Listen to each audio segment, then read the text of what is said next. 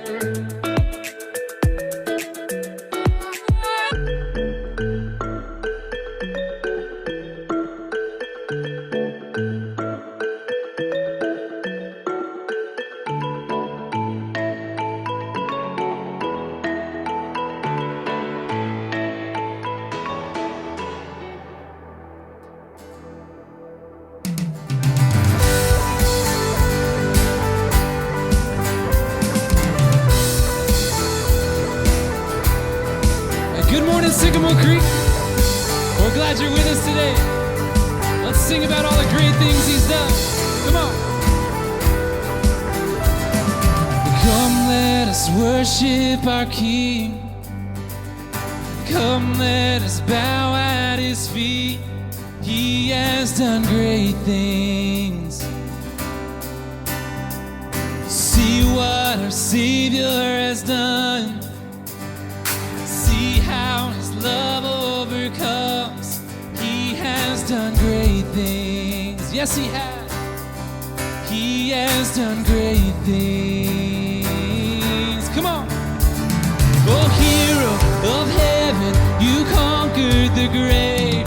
You free every captive and break every chain. Oh, God, you have done great things. We dance in your freedom, awake and alive.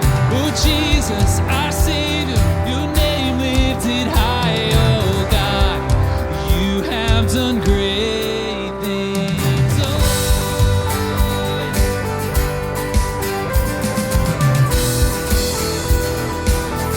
He's been faithful. You've been faithful through every storm. You'll be faithful forevermore.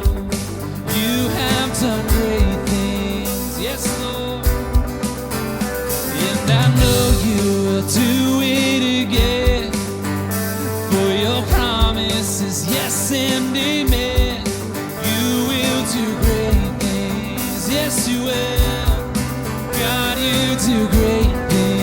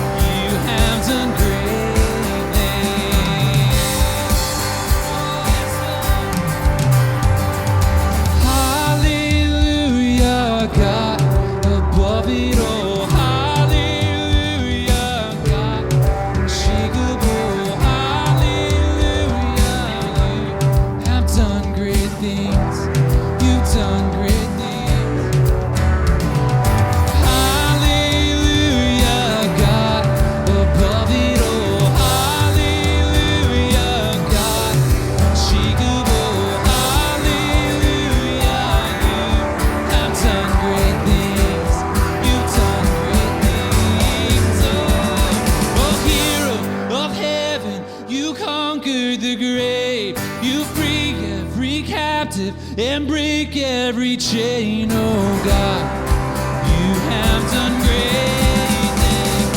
We dance in your freedom, awake and alive. Oh Jesus, our Savior, your name lifted high. Oh God, you have done great things. You have done great things. Oh God, you do great things. Oh, yes, Lord, great things.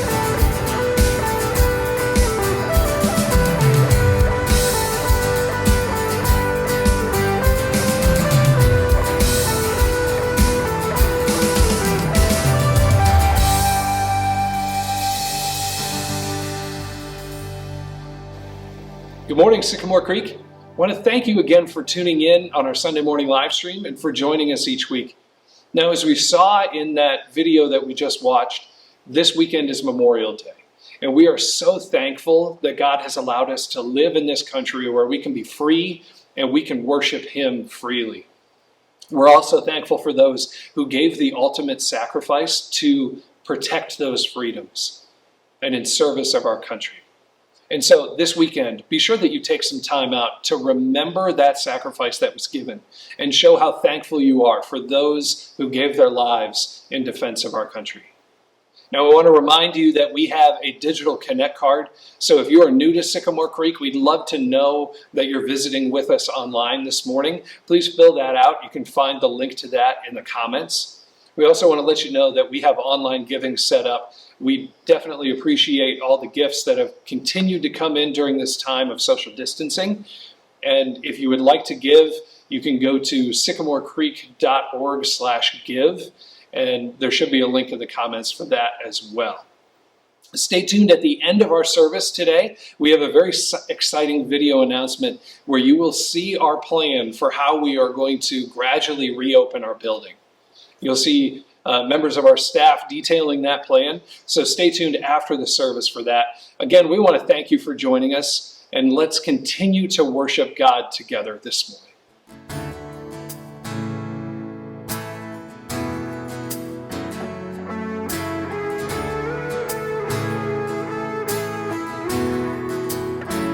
I count on one thing, the same God that never fails will not fail me now. You won't fail me now. No waiting. The same God who's never late is working all things out. You're working all things out. Come on. Yes, I will lift you high in the Lewis Valley. Yes, I will bless your name. Yes, I will sing for joy when my heart is heavy. All my days. Yes, I will. Come on.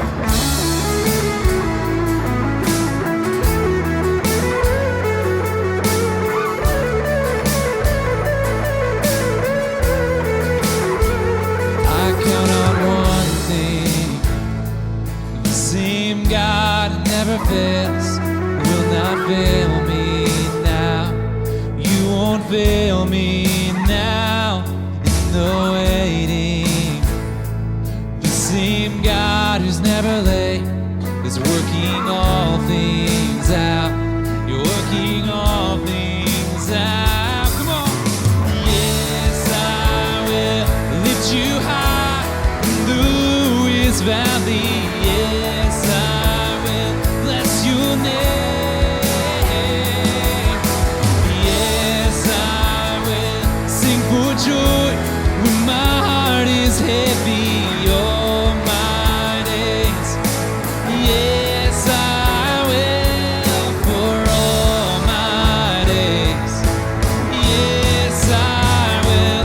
I choose to praise, to glorify the name of name. That nothing can stand against, and I choose to praise, to glorify the name of all names, that nothing can stand again. Come on, I choose to praise, to glorify the name of all names, that nothing can stand against, and I choose to praise.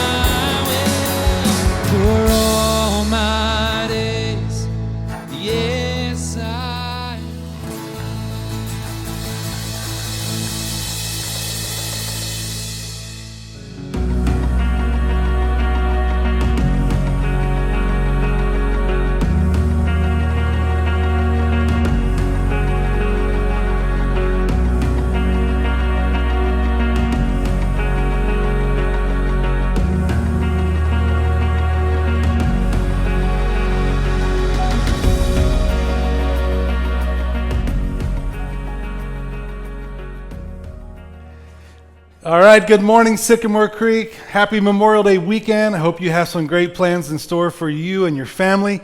We're glad you're joining us online for this experience this morning, and we can't wait to get together in just a few weeks. Some of you will be joining us in person, and we're looking forward to that. Today we begin a brand new series called Out of Darkness.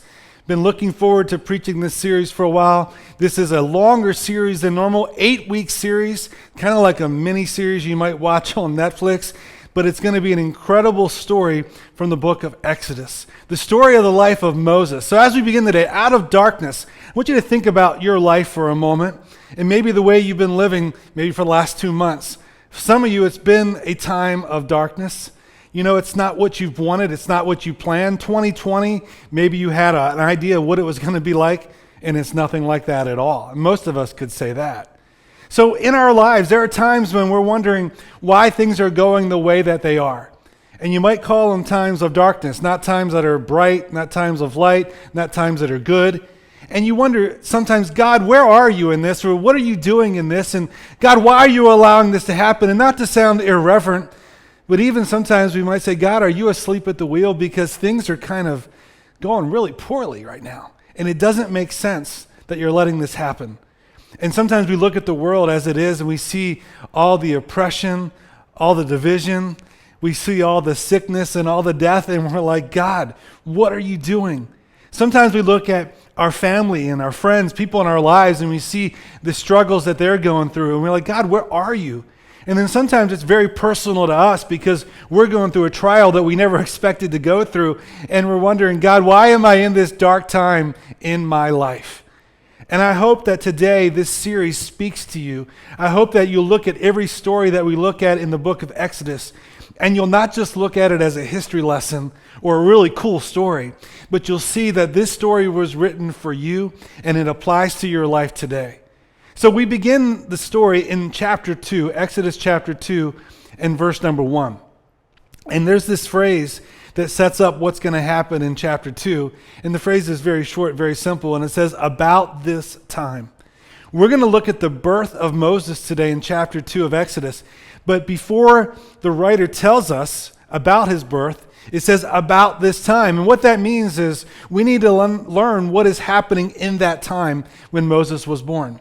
So what was happening in that time? Some of you know the story of the book of Genesis. Genesis, just incredible, the creation of the world, and then you go through the call of Abraham and so many incredible things that happened leading up to Jacob. And Jacob was the father of the nation of Israel. And a lot of you know the story that Jacob had 12 sons, and there was one son that he especially favored. and his name was Joseph. He loved Joseph so much, and he made it so obvious, he actually bought him special gifts, and he's known for his coat of many colors. Well, Joseph's older brothers hated Joseph. They were so jealous of Joseph. And so they decided to kill their brother, but one of them talked the other brothers out of killing him, and instead they sold him into slavery. And he ended up in the land of Egypt. And Egypt was the most powerful country in the world at that time. And through a whole set of circumstances, Joseph ended up in the household of Pharaoh, actually being second in command of the entire nation of Egypt, the most powerful country in the world at that time. And so, long story short, there was a famine in the land, and Joseph knew about it and prepared in advance for it. And people were coming from all over the world to Egypt to get food. Guess who came to Egypt to get food? Joseph's brothers. Joseph's brothers and their families needed food to eat. And so when they came to Egypt, they had to ask Joseph for food. And eventually what happened was Joseph not only fed and took care of his family, but the Pharaoh, the king of Egypt, invited the entire family of Jacob to move from where they were into the land of Egypt. And he set them up with land that they could live on. It says there was about 60-some people in the family at that time. So this was pretty cool what happened here, and they began to flourish. In fact, the family of Joseph just really grew. And another Pharaoh came along, and they were blessing Joseph's family. And the story goes on. Things are going well for several generations. And then all of a sudden, there was a new Pharaoh that didn't really know anything about Joseph, nor did he care to hear about it. But what this Pharaoh saw was that this group of people, the clan of Jacob, all of his descendants, had become a strong and powerful nation. So you know what? Sometimes seasons change in our lives too. For the people of Jacob, for the Hebrew people, things were changing. There was a new leader in charge. And sometimes in our lives, things are just going along pretty well, right? We're going along and things pretty smooth. Relationships are good. Our job is good. We like our boss. We like the environment that we're in. And then all of a sudden, things are reorganized, somebody leaves, and now you have a new boss. And the relationship that you had with your old one is gone, and this new boss doesn't really care for you, and you don't care for them, or you're not allowed to have the freedom that you had before, and things aren't as good as they used to be. In fact, sometimes things can get very toxic in our relationships at work or at home, and things just aren't like they used to be. And in life, seasons change. For the people of Israel, for the Hebrew nation, they were growing, but things were changing. There was a new Pharaoh in charge, and he didn't care about Joseph, and he didn't care about what Joseph had done for them. And he saw this group of people that was growing into a great nation within his nation. He saw them as a threat. So he decided to do something very, very hard. He oppressed them by making them slaves. All of the Hebrew children became slaves to the Egyptians, and they worked them so hard. It was difficult. They oppressed them to the point that they were just crying out to God every day and wondering where God is. We're God's people. We're supposed to be the people of God, and God is letting us go through all this oppression. In fact, it lasted for 400 years. So we're talking about the time that Moses came, about this time. This was a time when the children of Israel were under great oppression in the land of Egypt. And it got so bad because of Pharaoh hearing that there was going to be a deliverer. He heard there was a rumor that there was going to be a baby that would be born of the Israel people that would become their deliverer. He got so concerned about that he sent out an edict that all male babies that are born to Hebrew women should be put to death. And actually, he told all the Hebrew midwives, they were the ones that would actually deliver the babies. He told them that when a baby is born that is a male to a Hebrew woman, that baby needed to be handed over to be put to death. Well, of course, the Hebrew midwives disobeyed. They didn't do what they were told to do. They couldn't put these babies to death. They couldn't allow it to happen. So Pharaoh said, okay, I'm going to handle this a different way. I'm going to tell all of our Egyptian people and our soldiers to walk through the tents and all the areas where the Israelites were living. And if they heard a baby crying, to go in, snatch that baby. If it's a boy, take that baby and throw it into the Nile River. You're saying that is horrible. Yes, it was horrible. It was a dark time for the nation of Israel.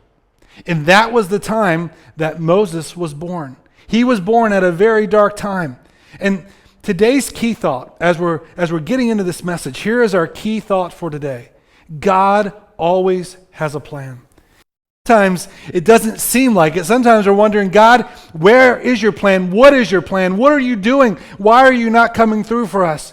God, there's so much trouble and heartache. God, I don't see your plan. But as we look at the story of Moses, I know it took 400 years, but understand God was working behind the scenes to bring about what's going to happen. Now, sometimes this is true of our lives. As you look at a story like this, we can relate to this, but I want you to hear this today. Sometimes circumstances, they cloud our vision, and they make it difficult for us to see and to understand what God is doing. Sometimes God seems distant. God seems silent. Like, God, what are you doing? Why are you letting this happen? We've been suffering for so long. And when you look at the circumstances that they had, it was rough. The slavery, the oppression, the killing of innocent babies. And this is what they were going through. It was awful. And sometimes when we go through dark times in our lives, we think it couldn't get any worse. Well, you compare it to what they went through, and of course, I think what they went through was much worse.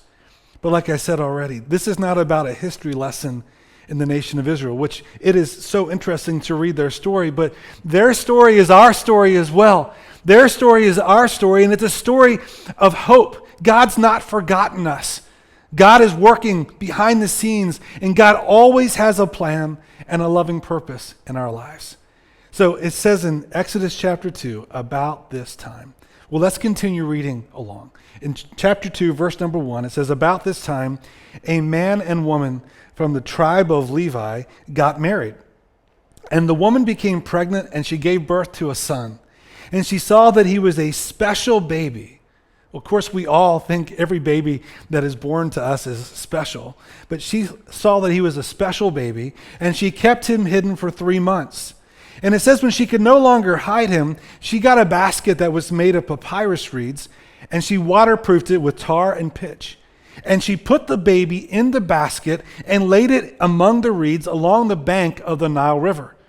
So this was her plan. She would put her baby in a basket along the banks of the river. And then it says that the baby's sister stood at a distance, and she watched to see what would happen to her younger brother. And it says, soon Pharaoh's daughter came down to bathe in the river, and her attendants walked alongside the riverbank. And when the princess saw the basket among the reeds, she sent her maid to go get it for her. And when the princess opened the basket, she saw the baby, and the little boy was crying, and she felt sorry for him. And she said, this must be one of the Hebrew children. She realized in that moment what was happening. And then it says the baby's sister, Moses' sister, approached the princess. And she said, should I go and find one of the Hebrew women to nurse the baby for you? And the princess replied and said, yes, do that. So the girl went and called the baby's mother. And she said to the mother, take this baby and nurse him for me. I will pay you for your help. Just let that sink in for a moment. Moses' mom is going to get paid to take care of her own child. So the woman took her baby home and she nursed him. And it says later, when the boy was older, his mother brought him back to Pharaoh's daughter, who adopted him as her own son. Moses now has 2 mommies. And the princess named him Moses, for she explained, I lifted him out of the water. It's an incredible story, the birth of Moses. Not an enviable birth, but it was a story of God always having a plan. And as we think about this story, I want to share with you 4 truths today that we need to remember. 4 truths to remember about the fact that God always has a plan for our lives. And here's number 1, and I hope this speaks to you. We are not here by accident. You are not here by accident. You're not listening to this message today online by accident.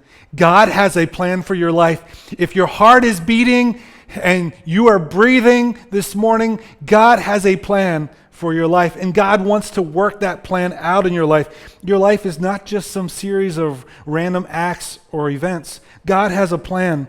And sometimes we can let hard times, we can let troubles, we can let dark days, we can let viruses make us think that God doesn't care, or God is not there, or God is asleep at the wheel. But I want you to know something. We cannot quit. We cannot give up, because life is always going to have difficulties. Life is always going to throw stuff at us. And you look at this story of the parents of Moses.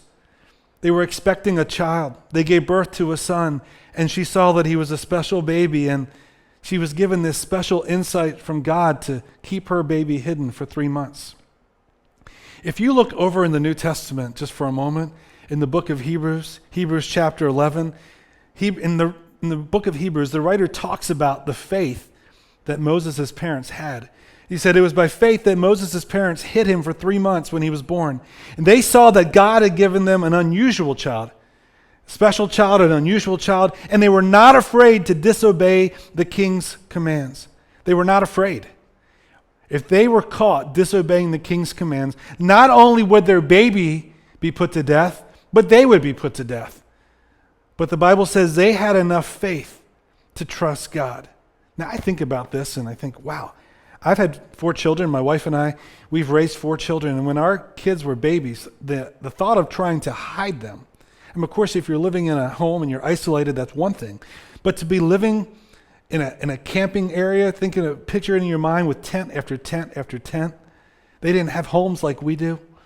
And to have a baby and to try to keep that baby from crying when any Egyptians were walking by, that must have been a tremendous amount of stress in their lives. They were able to somehow do that. And it says they put their lives on the line. They defied Pharaoh. They acted on their faith instead of their fears. I want you to know something. God always has a plan, and you're not here by accident. We're not here by accident. You're not alive and breathing today by accident. God had a plan for Moses' life, and he has a plan for your life. Hold on to that truth this morning. A second truth I want you to hold on to is that we must never underestimate the importance our faith plays in the work of God. Our faith plays a role in the work of God. Sometimes we think, well, God's going to do whatever God wants to do no matter what. But yes, as you read the Bible, you understand that our faith plays a role in what God does. It seemed that day that evil was winning. Slavery, oppression, the slaughter of innocent baby boys, and you wonder what is going on here. But I want you to know that God in the end will always triumph over evil. And the faith of God's people makes a difference. The people believed that there was a God who was greater and more powerful than the Pharaoh of Egypt. I don't want any of us to ever underestimate the ability or the role that our faith plays in what God does. Sometimes we really discount that. But as you look and you see, well, here's what I know, is that adversity is a time when our faith can soar. When life is going as we planned and everything's kind of easy, it doesn't take a lot of faith. But when we're going through adversity, and maybe this last couple months has been a time of extreme adversity for you. When you're going through a time of adversity, it's an opportunity for your faith in God to really soar. I want you to understand we must never underestimate the importance of our faith in the work of God. In what area of your life have you been acting more on fear rather than on faith? You know, maybe when the church comes back to somewhat of a new normal, there's an opportunity for you to step up and serve. And maybe God's been speaking to you about serving in a particular ministry. I'm standing here in our Next Gen building. Maybe it's in our Next Gen ministries with our kids and our students. God wants you to serve, and you've been afraid to make that step, to take that step. For some of you, God has been putting it on your heart for a while to be a leader in a small group. When our small groups start back up this fall, maybe you're supposed to lead a small group in your home. Or maybe it'll be a Zoom group, who knows? But God has put that on your heart to influence people with the Word of God, and you're like, I know that God wants me to do it, but I'm a little bit afraid. What if I don't have the answers? What if nobody will come to my group? Maybe you're acting on fear rather than on faith. For some of you, it's sharing your faith. God has been putting it on your heart to share your faith with your family, with your neighbors, with your coworkers, and because of fear, you hold back. And you never tell people really what you're all about and how much you love Jesus and what change he's made in your life. For some of you, it's in the area of giving. You know, you've been fearful of letting go of that portion that you should give back to God.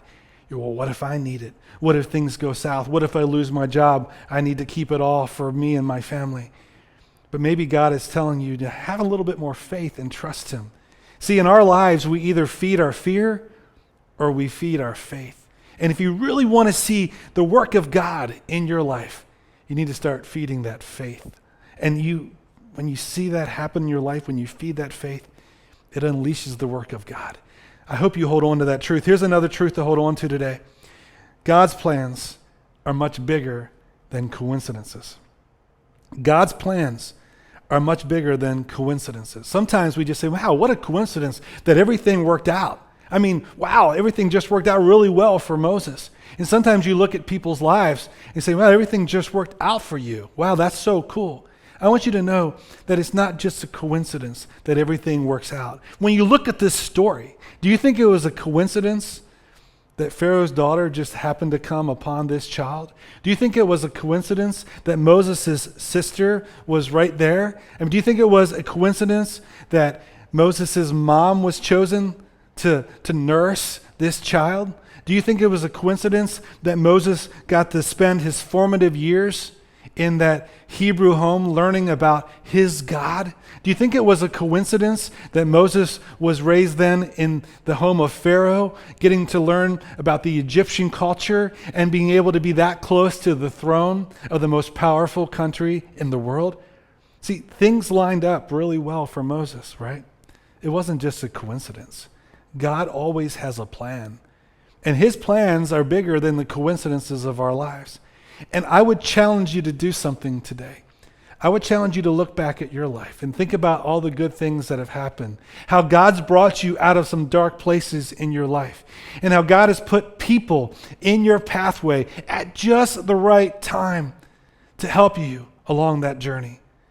It's not just a coincidence. God always has a plan, and it's that continuing love of God in our lives.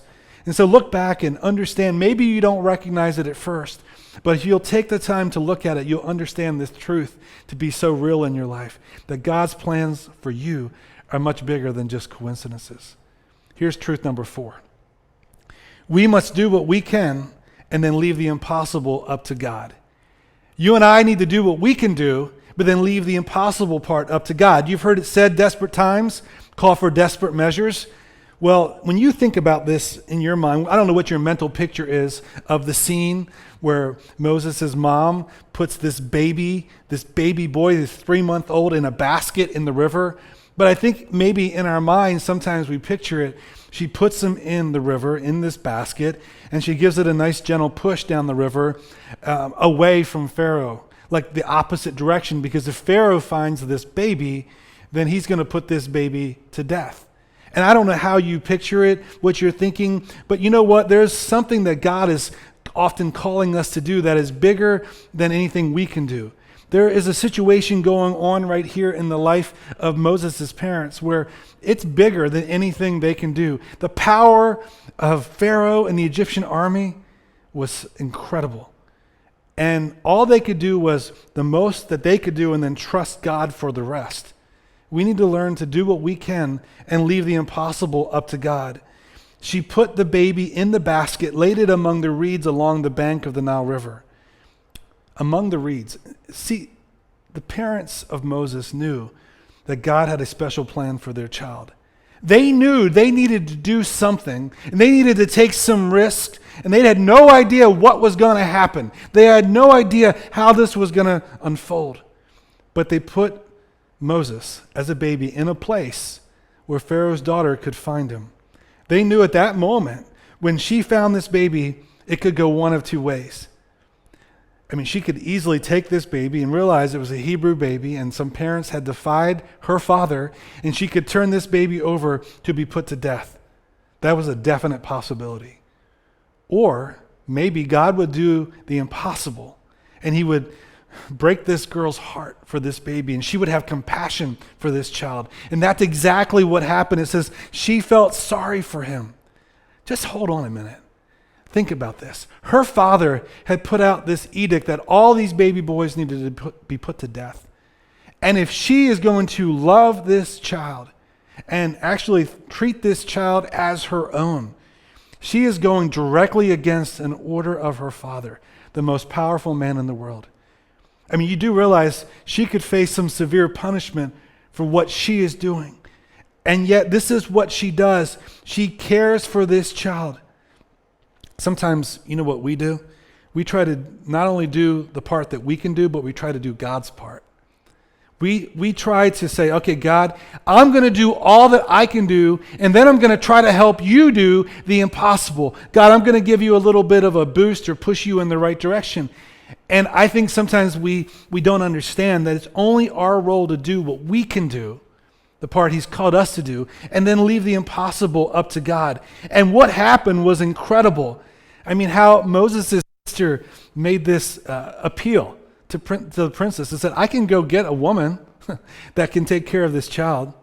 And then Moses' mom shows up and she gets this job. Just imagine the emotion of this event.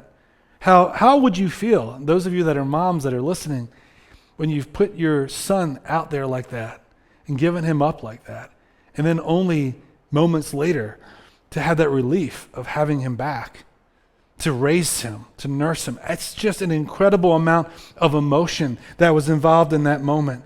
And I don't know if the princess of Egypt could look at Moses' mom and realize that, hey, this is actually his mom. I don't know if she put two and two together. She could have had this child killed, but instead she gives him back to his mom, and she actually then pays Moses' mom to raise him for her. What an incredible turn of events. It's what you would say was impossible. No one could have caused these things to happen. Only God could do this. And what we need to learn to do in our lives is to do our best and then leave the rest to God. And so often we try to manipulate circumstances. We try to do everything ourselves. But God is teaching us today to do what we can in faith and then trust the rest to him. It closes in verse 10 by saying, later when the boy was older, his mother brought him back to Pharaoh's daughter, and she adopted him as her own son. God had an amazing plan for Moses. God's plan was that he would have two moms. So that's kind of crazy, yeah. And some of you in your life, you think, man, my life's been kind of crazy. Things have been kind of messed up in my life. I've gone through a lot of dark periods in my life. And maybe it's been in your job, maybe it's been in your finances, maybe it's been in important relationships, and you've been in darkness. And what you need to hear more than anything today is this big idea that God always has a plan. God always has a plan. No matter what you're going through, no matter how down you might feel right now, no matter how things have changed in your life, God always has a plan for you. You're not an accident. Your parents might have said you were an accident, but you're not an accident to God. God loves you. He sent Jesus to this earth to be your Savior. And part of his plan for you is that you would put your trust in him, that you would give your life to him, surrender your life to him, and let him lead you in this journey. We're going to ask you where you are right now to bow your heads and pray with me. And as we go to the Lord in prayer today, as you're listening, maybe today, you right now where you're seated, are going through a time in your life of darkness and you're not sure what the future holds and you're trying to hold on, trying to trust God, trying to do your best. But what I would say to you this morning is what I would encourage you to do is surrender your life to Jesus. And some of you maybe would say, I've already done that. Well, maybe you need to kind of recommit yourself and surrender, saying, God, I know you have a plan. I haven't been following that plan. Help me to get back on track. For some of you that are listening, maybe this morning, you have never really surrendered your life to Christ. Let me encourage you right now to just take a step of surrender. Say, what do I need to do? Right where you are right now listening, you can pray a simple prayer and invite Jesus into your life to be your Savior. Let me just lead you in a simple prayer. You can pray this to God. Say, dear God, thank you so much for loving me. God, I thank you that I am not an accident, but you've always had a plan for my life. God, I thank you that you sent Jesus to this earth as your son to be my Savior. God, please forgive me of my sin. Come into my life. Help me to live my life for you. God, thank you for my future in heaven one day. Lord, guide me and lead me in this journey with you. God, thank you for saving me today. In Jesus' name we pray. Amen. If you just prayed that simple prayer with me this morning, I want you to know that we care and we want to encourage you in this journey. If you'll let us know, there's a connect form on our website. If you'll look in the comments, you'll find a link, and we want to help you to take those next steps in understanding what it means to be a follower of Jesus. So thank you so much for making that decision, and we hope that you'll let us know about the decision that you've made today. Now, as we close this service, we're going to close with a video that we've already put out online, and a lot of you have seen it. But for those that haven't yet, we want you to be aware of our plans for reopening. Just 2 Sundays from now, we'll be here with some people actually in the audience. And in fact, you're going to hear in the video that we're going to actually open up a 3rd service on Thursday evenings. So thank you again for joining us today. I hope you have a wonderful Memorial Day weekend. Thanks again. We'll see you next week. Hey, Sycamore Creek, we're coming to you today to share our reopening plan. We are so excited for the opportunity to get back together in this building to worship with you. So we're going to plan for the first week of June to reopen our building. And we're adding an additional service, which is going to take place on Thursday evening at 7 o'clock, June the 4th. So you'll have that opportunity plus the 2 that we normally have on Sunday morning at 9:30 and 11. Of course, our space is going to be limited. We're going to tell you more about that as we go through this video. But we're just excited for the opportunity to return.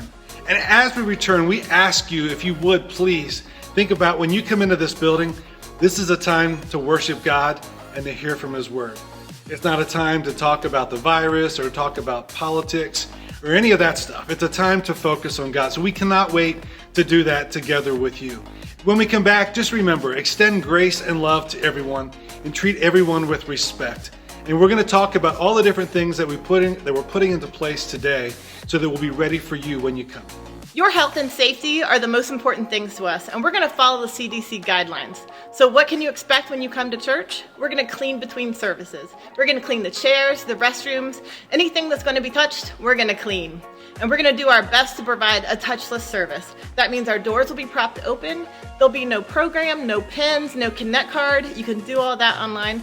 And you already knew this, but we are not going to be providing coffee. Feel free to bring your own that morning. We're going to have hand sanitizer stations set up everywhere. Now, we're not requiring masks, but we do highly suggest that you wear one. Our volunteers will be wearing one, but that's up to you. We ask that you please respect our volunteers and staff that are here to serve you. They're just here to help you and do what's best and keep you safe. We're doing online registration for each one of our 3 services. Now, following the CDC guidelines, based on the square footage of our room, we can hold 105 people per service. So when you go online to register, if you find that a service is already full, don't worry about that. You will have first dibs the next time you get on there. Just send us an email about that. We ask that you please not just show up for a service. If it was full and you couldn't get in, just decide to come. We ask that you don't put us in the position where we have to turn anybody away. Now, of course, we're going to keep up a great online presence during this time. So if you can't get to a service or you don't feel comfortable coming yet, you can still join us at 11 a.m. every Sunday online, and we will still have great looking content there for you. We ask that you would join us either in person or online as we get started. When you arrive at our church on Sunday morning, make sure you drive past the normal entrance that you're used to and you actually go around back to our new entrance off of Ebright Lane. I know you're going to be very excited about a new building, new space, new parking lot, being back in our church, but we are practicing social distancing in any way that we can. So make sure that you're avoiding high fives, handshakes, anything like that, because even though you might be comfortable with it, other people might not be. And we ask that you don't ask people if you can hug them, don't ask people if you can high five them. We don't want to put anybody in a situation that makes them uncomfortable, makes them feel nervous. We want to respect everybody's personal space, especially during this time. You're probably wondering what it's going to look like in here when we start having live services on Thursday nights and Sunday mornings. We're going to be practicing social distancing in here the same way that you've been doing it every time you go out in public to pick up food from a restaurant or go to the grocery store. You'll notice the very first time that you come in here that we're going to have every other row blocked off. That way the person to your front is 6 feet away and the person behind you is 6 feet away. And we're also asking that every family unit leaves 3 seats of space between the next one. That way in every direction, there's 6 feet of space. Now we're asking that you please give patience and grace to our staff and to our volunteers as we try to seat you in the best possible way. So who should come when we reopen church in a few weeks?